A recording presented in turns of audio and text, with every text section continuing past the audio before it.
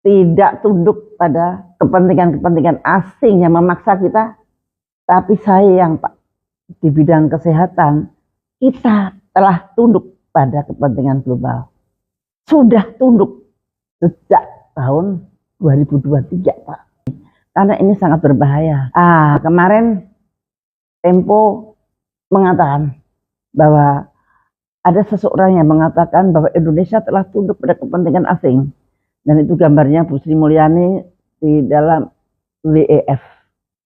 Karena diduga Bu Mulyani di WEF itu membicarakan tentang pandemi. Dan kemudian si Tempo mengatakan itu hoax, bahwa kita sudah tunduk pada pemerintah asing itu karena gambar itu. Memang bukan itu Pak. Kita tunduk pada kepentingan asing. Contohnya pandemi Pak. Pada pandemi kita yang kemarin kan kita nggak bisa apa-apa. Dan lukanya sampai sekarang kita rasakan. Bapak harus menandatangani pandemic agreement. Nampaknya cantik namanya pandemic agreement. Dan kita harus menyetujui IHR 2005 amendment. Nah itu IHR itu adalah International Health Regulation 2005. Dua-duanya itu Pak berisi pasal-pasal yang merenggut kedaulatan kita Pak. Kalau terjadi epidemi ataupun pandemik, kita tidak berdaulat. Mereka mendikte apa yang harus kita kerjakan kalau ada pandemik.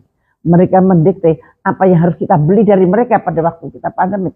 Mereka mendikte semua harus diatur oleh mereka.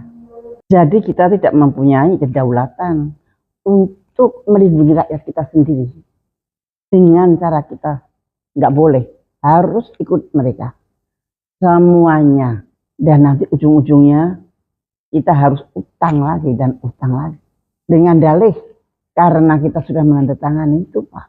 Padahal sebetulnya pandemic agreement ini sebetulnya sudah ditolak oleh banyak negara, terutama Rusia dan kemudian juga oleh negara-negara besar.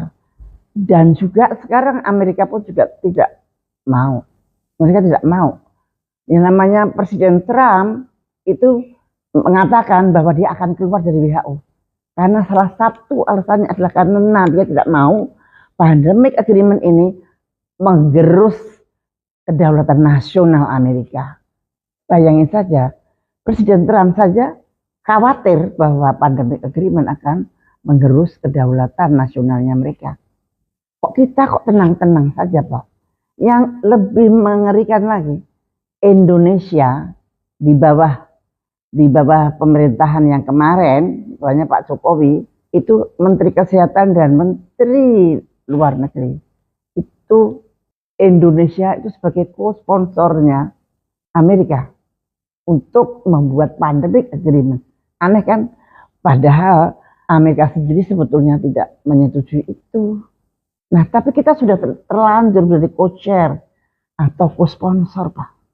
Dan paling menyedihkan lagi, klausul-klausul yang menggerus kedaulatan bangsa ini itu sudah diundang-undangkan sah menjadi Undang-Undang Nomor 17 Tahun 2023, yaitu Omnibus Law Kesehatan. Mau tidak mau kita harus.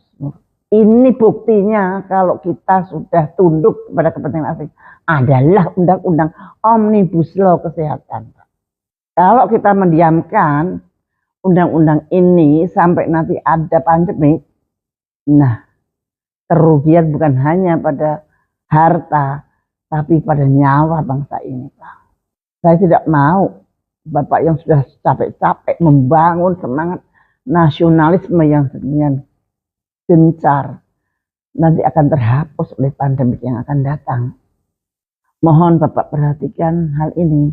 Jangan sampai kita terpuruk untuk kedua kalinya oleh karena pandemi. Seperti kita ketahui, Pak Khatib Basri sudah menerima pandemic fund 20 US dollar untuk persiapan pandemik Pak. Saya mohon mudah-mudahan ini sampai kepada Bapak. Tolong Pak, jangan sampai Bapak menandatangani pandemic agreement dan menyetujui amandemen IHR atau International Health Regulation, karena ini betul-betul berbahaya bagi kedaulatan bangsa dan negara. Terima kasih.